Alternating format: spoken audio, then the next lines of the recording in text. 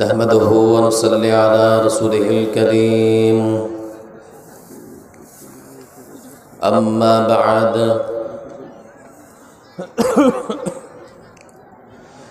फ़अऊज़ु बिल्लाहि मिनश शैतानिर रजीम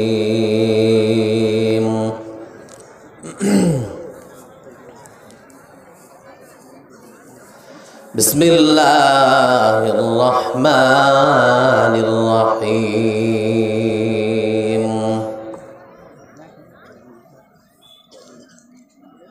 कुल या अहलल किताब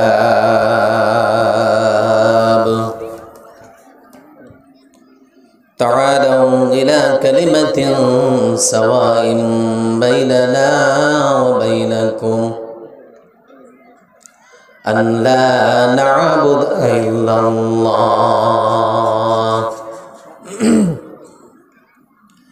वक़ाल अल्लाहु तबारक व तआला अऊज़ु बिल्लाहि मिनश शैतानिर रजीम बिस्मिल्लाहिर रहमानिर रहीम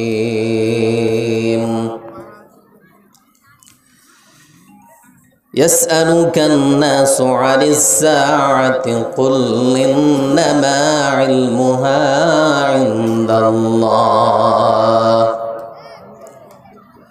वमा युद्रीका लअल्ल अस्साअत तकूनु करीबा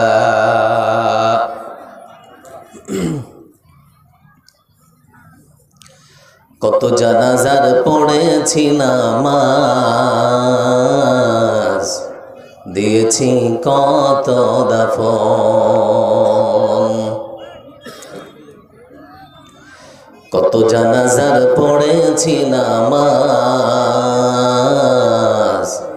দিয়েছি কত দাফন কোথাও যেন আছে আমারও তৈরি সাদা কাফন জানাজার পড়েছি নামাজ দিয়েছি কত দাফন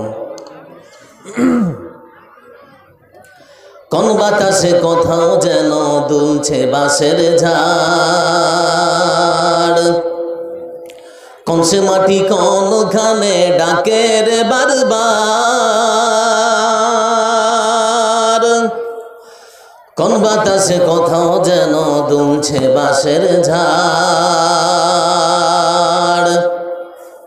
কোন সে মাটি কোনখানে ডাকে রে বারবার কোথাও যেন বড় যাত্রী কোথাও যেন বড় যাত্রী আছে রে চারজন জানাজার পড়েছি নামাজ দিয়েছি কত দাফন কত জানাজার পড়েছি নামাজ দিয়েছি কত দাফন আমার তরি বাধা আছে কোন শেখে আঘাটে কোন মসজিদে এলান হবে সওয়াবে সেই খাটে আমার তরি বাধা আছে কোন শেখে আঘাটে কোন মসজিদে এলান হবে সওয়াবে সেই খাটে তখন বোধহয় করবে দাফন তখন বোধহয় করবে দাফন আমাকে স্বজন জানাজার পড়েছি নামাজ দিয়েছি কত দাফন কত জানাজার পড়েছি নামাজ দিয়েছি কত দাফন এই বক্সটাকে একটু ঘুরিয়ে দেন তো আমার দিকে হালকা এটার আওয়াজ আসছে না মাইক নেই নাকি একটু কানে আওয়াজটা লাগান ভাই আর ইকোটা হালকা একটু যদি আর একটু কমাতে পারেন তো কমিয়ে দেন। আর এই আওয়াজ, এই বক্সের আওয়াজটা কানে লাগান।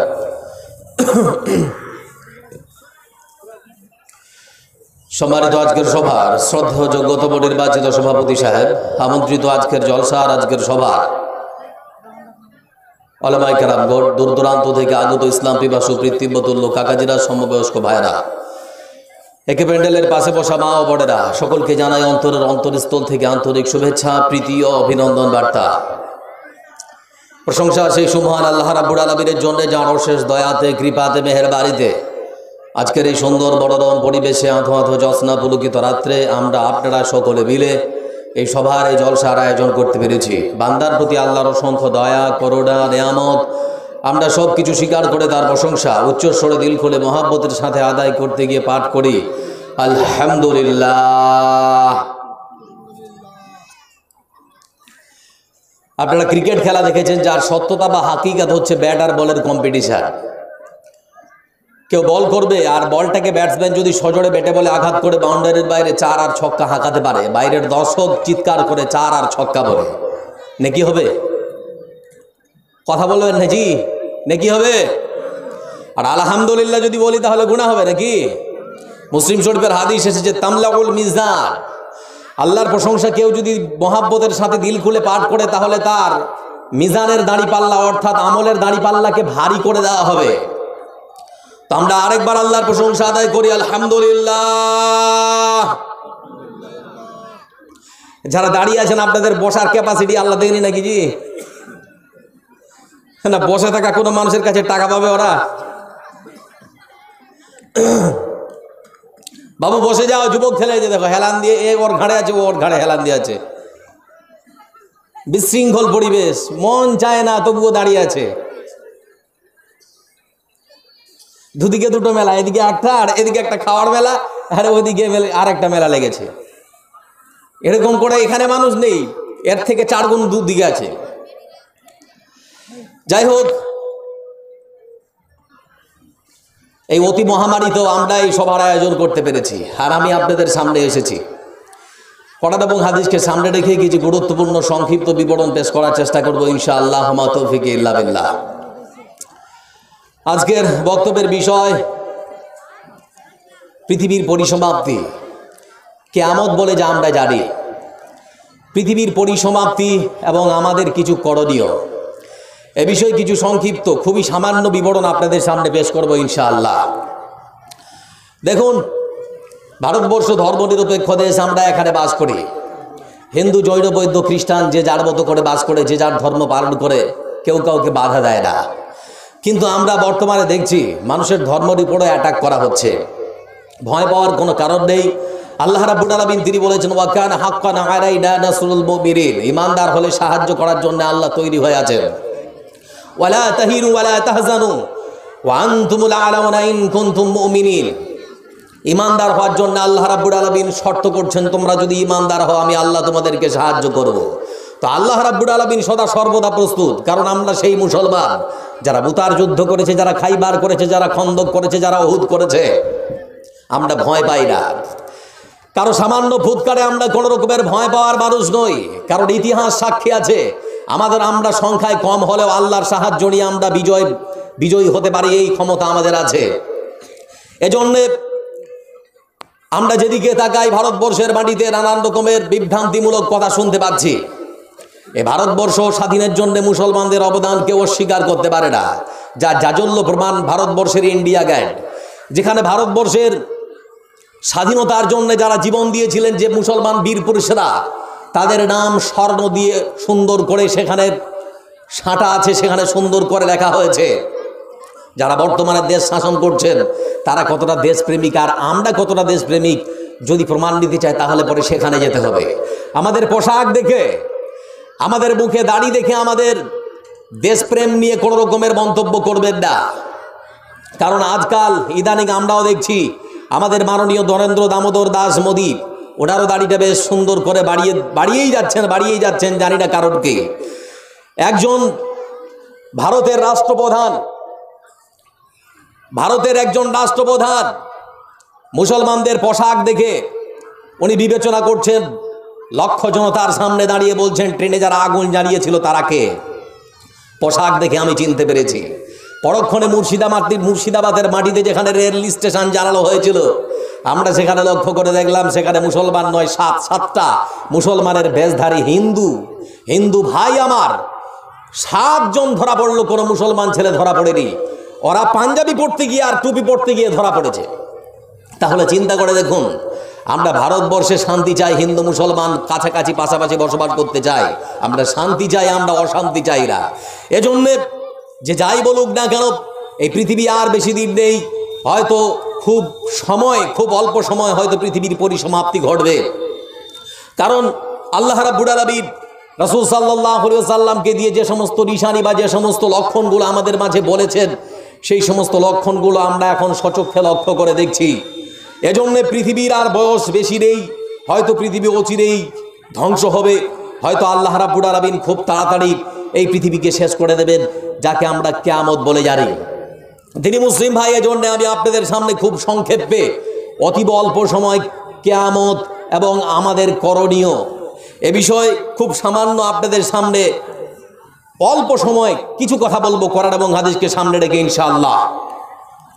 আল্লাহ রাব্বুল আলামিন পৃথিবীর পরিসমাপ্তি নিয়ে কোরআনে কারীমের ভেতরে অনেক সূরার মধ্যে অনেক রকম মন্তব্য করেছেন।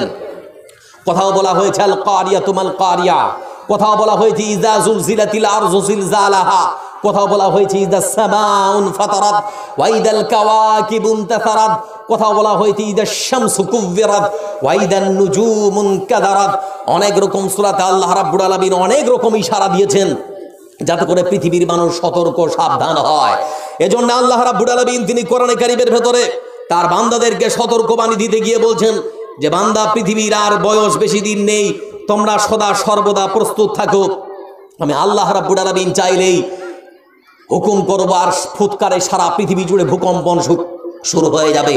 তার মানে পৃথিবী হয়তো কখন হঠাৎ করে সারা পৃথিবীর মানুষকে নিয়ে পাহাড় পর্বত সমুদ্র নদী নালা খাল বিল গাছপালা যা কিছু দেখছেন সব কিছু নিয়ে কখন যে শেষ হয়ে যাবে আমরা কেউ জানি না। এজন্য মানুষের জীবনের যেমন শুরু আছে, জীবনের শেষ আছে, পৃথিবীর শুরু হয়েছে, পৃথিবীরও শেষ আছে। অতএব এই পৃথিবীর মধ্যে যা কিছু আমরা দেখতে পাই, যার শুরু আছে তার শেষ অবশ্যই আছে। পৃথিবী আল্লাহ রাব্বুল আলামিন তিনি সৃষ্টি করেছেন, আবার তিনি সেটা শেষ করে দেবেন। অতএব সদা সর্বদা প্রস্তুত থাকার জন্যে জোরালো আবেদন জানাচ্ছি আল্লাহর কোরআনের আয়াত এবং রাসূলের হাদিস দিয়ে আপনাদেরকে। আল্লাহ রাব্বুল আলামিন পৃথিবীর পরিসমাপ্তি নিয়ে কি বলছেন কোরআনে কারীমের ভেতরে আমি আপনাদের সামনে তুলে ধরছি। আল্লাহ রাব্বুল আলামিন তিনি বলেন, ইয়াসআলুকা আন-নাসু আনিস সাআতি কুল ইন্নামা ইলমুহা ইনদাল্লাহ ওয়া মা ইউদরিকা লাআল্লা আস-সাআতা তাকুনু করিবা। হে রাসূল, যারা আপনার কাছে জানতে চেয়েছে, যারা আপনাকে বারবার করে জিজ্ঞেস করে পৃথিবী কখন ধ্বংস হবে, কিয়ামত কখন হবে, বারবার যারা আপনাকে এই প্রশ্ন করে, আপনি তাদেরকে বলে দিন পৃথিবী ধ্বংসের কোনো জ্ঞান, কিয়ামতের কোনো জ্ঞান আল্লাহর পক্ষ থেকে আমাকে দেওয়া হয়নি। পৃথিবী ধ্বংসের পুরো জ্ঞান মহান সত্য আল্লাহ রাব্বুল আলামিন নিজের কাছে রেখেছেন। তবে হতে পারে আল্লাহ রাব্বুল আলামিন যদি চান, অতি অল্প সময়ের মধ্যে হঠাৎ করে সারা পৃথিবী জুড়ে ভূকম্পন শুরু করে দিতে পারে। আল্লাহ রাব্বুল আলামিন কোরআন কারীমের মধ্যে আর এক আয়াতে একই কথা বলছেন। বারবার করে যখন জিজ্ঞেস করা হচ্ছে, বারবার করে সাহাবীরা জিজ্ঞেস করছেন, এমনকি মুশরিকরাও পৃথিবী ধ্বংস নিয়ে নানান রকমের উপহাস করছেন। রাসূল সাল্লাল্লাহু আলাইহি ওয়াসাল্লাম তিনি বলছেন, কিয়ামতের কোনো জ্ঞান আমার কাছে নেই, বরং সবটাই আল্লাহ রাব্বুল আলামিনের কাছে আছে। তবে আয়াত থেকে বুঝতে পারলাম কিয়ামত হবে বন্ধু, কিন্তু কিয়ামতের পুরোপুরি জ্ঞান আল্লাহ রাব্বুল আলামিন তার রাসূলকে দিলেন না কেন? দিলে ক্ষতি কি হতো? সেটা গোপন রাখা হলো কেন? আবার বন্ধুরা, বিশ্বনবী যখন নবুয়ত পেয়েছেন, জিবরাইল আলাইহিস সালামকে আকাশ থেকে পাঠানো হয়েছে, নামাজ কেমন করে পড়া হবে শেখানো হয়েছে, রমজানের সিয়াম কেমন করে পালন করা হবে সেটারও শিক্ষা দেওয়া হলো। ইসলামের সমস্ত রকমের নিয়ম নিয়মাবলী, হুকুম এবং আহকাম সবকিছু শিক্ষা দেওয়া হয়েছে, সবকিছুই জ্ঞান দেওয়া হলো। কিন্তু কিয়ামত কখন হবে সেই জ্ঞান আল্লাহ রাব্বুল আলামিন তার রাসূলকে দেননি, নিজের কাছে রেখে দিয়েছেন। কারণ কি? আমার বন্ধুরা, ধরে নিন পৃথিবীর বুকে আমরা সারা বছর ধরে লেখাপড়া করি, বছরের শেষে যখন আমরা অ্যানুয়ালি বা ফাইনালি পরীক্ষায় বসি, যে কোশ্চিন আমাদের হাতে দেওয়া হয় সেই কোশ্চিন কিন্তু আমাদের কাছে প্রকাশ করা হয় না, গোপন করে রাখা হয়। এটা এর জন্যই যাতে করে ছাত্ররা সুন্দর করে লেখাপড়া করে প্রত্যেকটা কোশ্চিনের অ্যান্সার দিতে পারে, সুন্দর করে তারা যেন প্রস্তুতিটা নিতে পারে। সেই জন্যে প্রশ্নপত্রকে গোপন রাখা হয়। মহান সত্তা আল্লাহ রাব্বুল আলামিন তার বান্দাদেরকে চাইছেন বান্দারা সদা সর্বদা যেন প্রস্তুত থাকে, সবসময় যেন তারা ইস্তেকামাত থাকে, অবিচল থাকে, অটল থাকে, আল্লাহর হুকুম আহকাম যেন ঠিক মতো মেনে চলে, না জানি কখন কিয়ামত হয়ে যেতে পারে। সেই জন্য মহান সত্তা আল্লাহ রাব্বুল আলামিন কিয়ামতের কোনো জ্ঞান তার রাসূলকে জানাননি, বরং নিজের কাছে রেখে দিয়েছেন।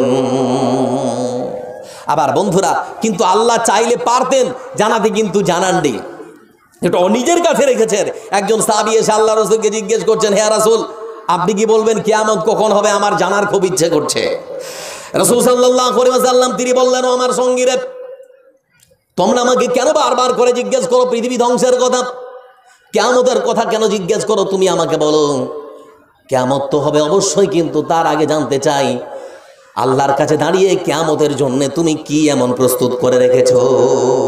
তোমার কাছে কি এমন আছে তুমি বারবার জিজ্ঞেস করছো আমাকে কথা? সেই সাহাবী তখন বলছে, হে আল্লাহর রাসূল, আমার কাছে এমন কোনো ভালো জিনিস নেই, তবে আমি আমার নিজের জীবনটা থেকে আল্লাহকে বেশি ভালোবাসি আর আপনাকে বেশি ভালোবাসি। আল্লাহ রাসূলের ভালোবাসার থেকে আমার কাছে আর কোনো জিনিস দামি হতে পারে না। এই দুটো জিনিস সব থেকে বেশি দামি, আমি আল্লাহকে এবং আমার রাসূলকে সব থেকে বেশি ভালোবাসি। বিশ্বনবী শোনার পরে বলছিল, আমার সঙ্গীরা, সত্যি যদি তুমি আল্লাহকে এবং তার রাসূলকে সব থেকে বেশি ভালোবেসে থাকো, চিন্তা করো না, করো না, করো না, অবশ্যই তুমি আমার সঙ্গে হাসরের ময়দানে আল্লাহর সামনে দাঁড়াবে। সাহাবীরা ওখানে বসেছিল, ওরা তখন বলতে শুরু করেছে, হে আল্লাহর রাসূল, আমরাও তো আপনাকে ভালোবাসি। কেউ কেউ বলতে শুরু করেছে, আমরা আবু বকরকে ভালোবাসি, উমারকে ভালোবাসি, উসমানকে ভালোবাসি, আলীকে ভালোবাসি। রাসূল সাল্লাল্লাহু আলাইহি ওয়াসাল্লাম এক কথায় উত্তর দিলেন, যে ব্যক্তি যাকে বেশি ভালোবাসবে কিয়ামতের দিন তার সঙ্গে তাকে ওঠানো হবে। আমাদের ভালোবাসা কার সঙ্গে গো? মমতা ব্যানার্জি, অধীর রঞ্জন চৌধুরী, তৃণমূল, সিপিএম, আর কেউ? চিন্তা করে দেখুন তো, এই মুসলমানদেরকে শুধু ভারতবর্ষের রাজনৈতিক নেতারা ভোট ব্যাংক ছাড়া আর কোনো কাজে ব্যবহার করেনি। যেমন পেরেছে ব্যবহার করেছে শুধু ভোট ব্যাংকের জন্যে। সব থেকে পিছিয়ে পড়া ভারতবর্ষের কয়েকটা রাজ্যের মধ্যে আসাম, পশ্চিমবাংলা আর বিহার, সব থেকে মুসলমানদের অবস্থা খারাপ। কেন? আমরা বাঙালিরা বেশি চালাক, এজন্য আমরা সব থেকে বেশি পিছিয়ে পড়ে রয়েছি। আবার বন্ধুরা, অতএব অবিচল অটল সাহাবীরা রাসূল সাল্লাল্লাহু আলাইহি ওয়াসাল্লামকে এবং আল্লাহকে বেশি ভালোবেসেছেন। রাসূলকে ভালোবাসা মানে ওমা আতাকুমুর রাসূলু ফাখুযুহু ওমা নাহাকুম আনহু ফান্তাহু।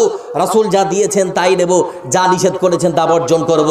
এক গ্লাস পানি পান করব, সেটাও কার ইচ্ছা মতো? আমার নিজের ইচ্ছা মতো না রাসূলের সুন্নাত মোতাবেক হবে?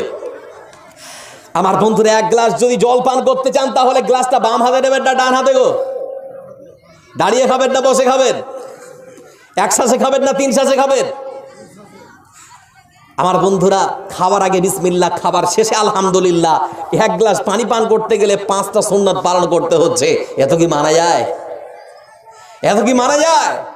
আমার বন্ধুরা, আমরা কতটা ভালোবাসি দেখবেন, আমরা কতটা ভালোবাসি। আমাদের হাসর কার সঙ্গে হবে? যারা এখানে বসে আছেন একটু কথা বলবেন।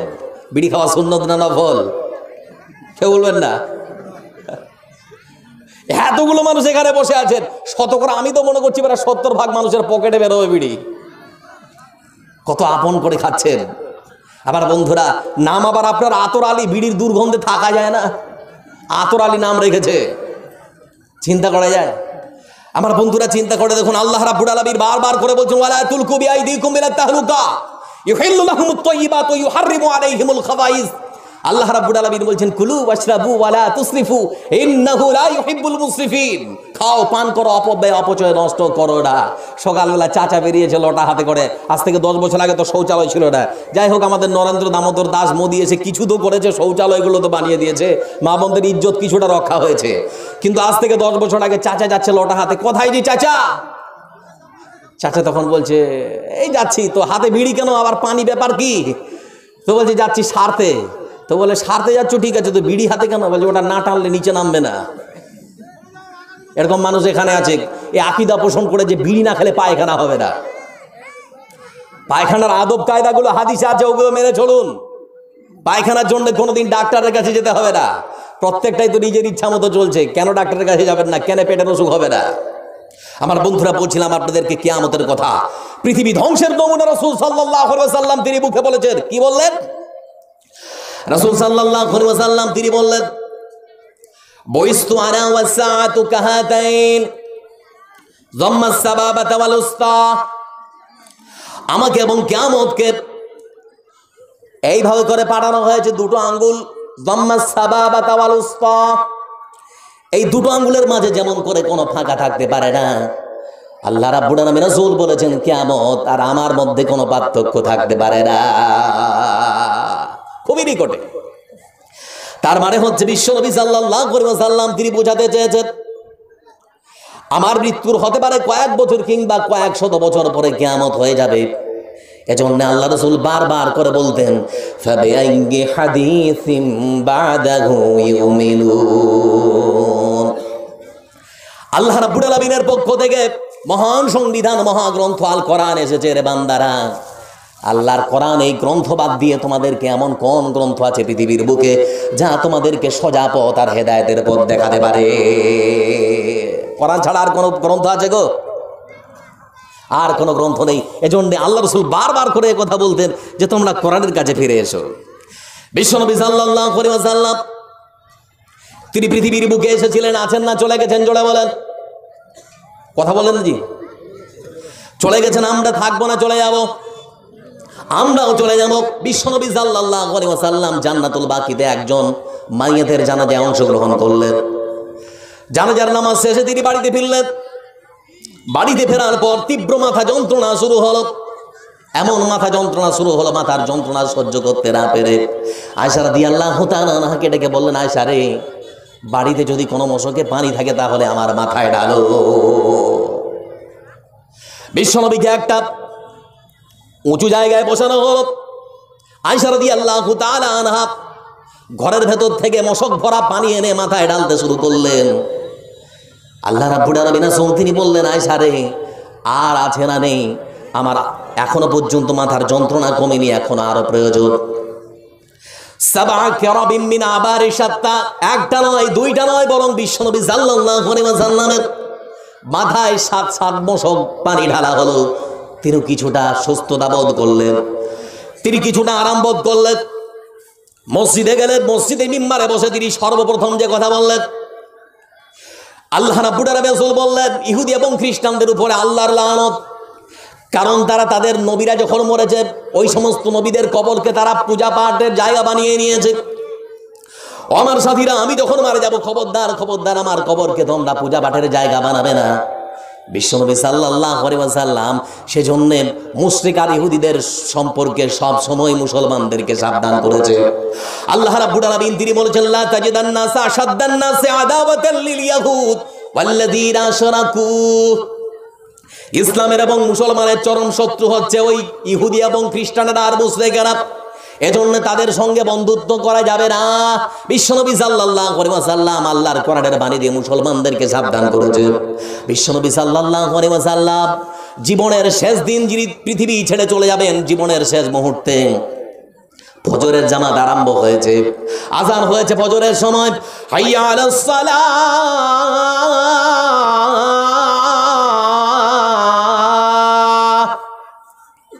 কনকনে ঠান্ডা রাত্রে যখন আযান হয়, গরম বিছানা ছেড়ে যেতে মন চায় না।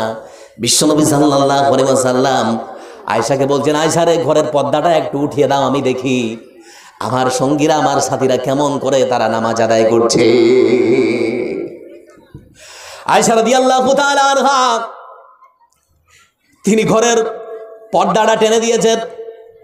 পর্দাটা টেনে বিশ্বনবী সাল্লাল্লাহু আলাইহি ওয়াসাল্লাম তিনি এবারে যখন নামাজের দৃশ্য দেখছেন, মাথার যন্ত্রণা কোথায় চলে গেল, কষ্ট কোথায় চলে গেল, মুখে হাসি।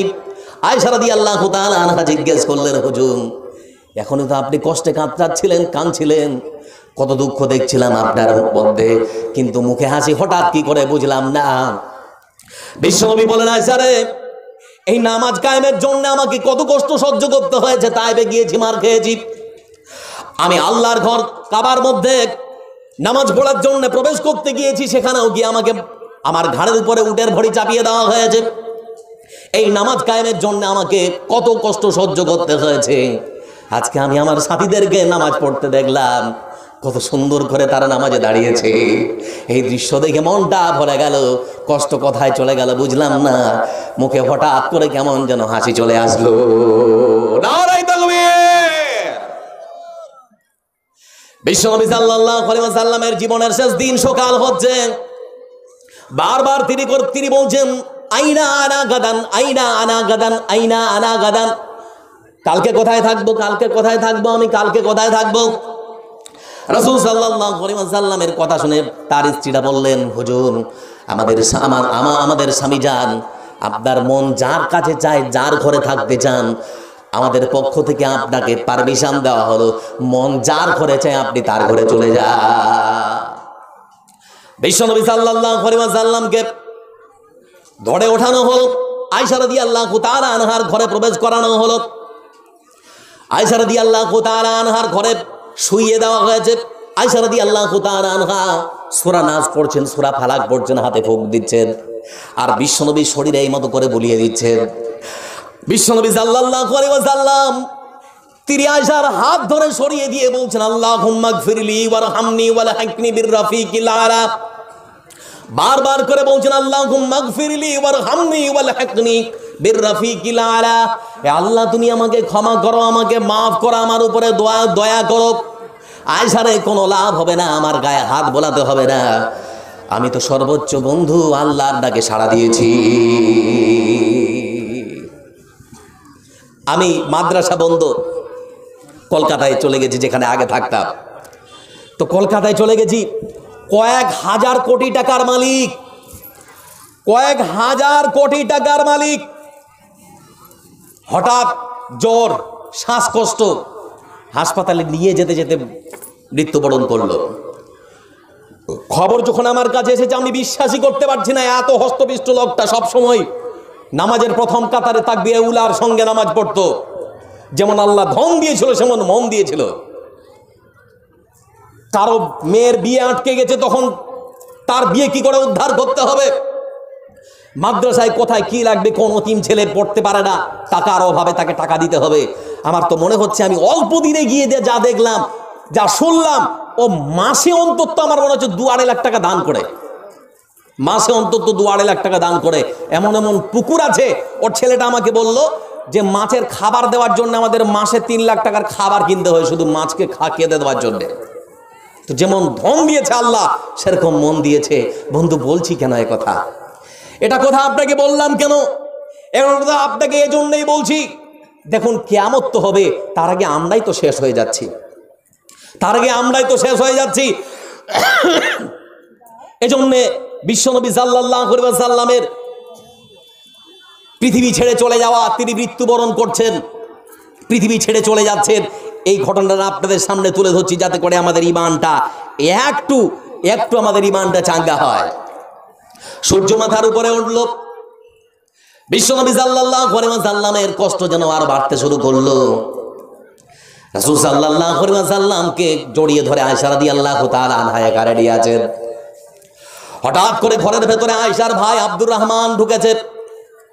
আব্দুর রহমান বিন আবু বকর রাদিয়াল্লাহু তাআলা আনহুমা ঘরের ভেতরে প্রবেশ করেছে। ঘরের ভেতরে প্রবেশ করে দাঁড়িয়ে আছেন, বিশ্বনবী সাল্লাল্লাহু আলাইহি ওয়াসাল্লামের দিকে তাকিয়ে আছেন, আর তার হাতে ছিল দাঁতন করছেন, এইভাবে করে দাঁত পরিষ্কার করছে। বিশ্বনবী সাল্লাল্লাহু আলাইহি ওয়াসাল্লাম এজন্যই বলেছেন, আল মুসলিমু আখুল মুসলিম লা ইয়াজলিমুহু ওয়া লা ইয়াখযুলুহু ওয়া লা ইয়াহকিরুহু আত-তাকওয়া হানা মান সালিমাল মুসলিমুন মিন লিসানিহি ওয়া ইয়াদিহি। বিশ্বনবীর হাদিসগুলো যখন পড়তে শুরু করে দেয়, মনে হয় চোখের সামনে ওই জিনিসগুলো ভাসছে। তিনি যেটা করেছেন, তিনি যেটা করতে বলেছেন, সমাজের মানুষেরা যদি মেনে নেয়, ভাই ভাইয়ের মধ্যে কোনোদিন দ্বন্দ্ব হবে না, বাপ ছেলের মধ্যে, চাচা ভাতিজার মধ্যে আর কোনোদিন মারামারি হবে না।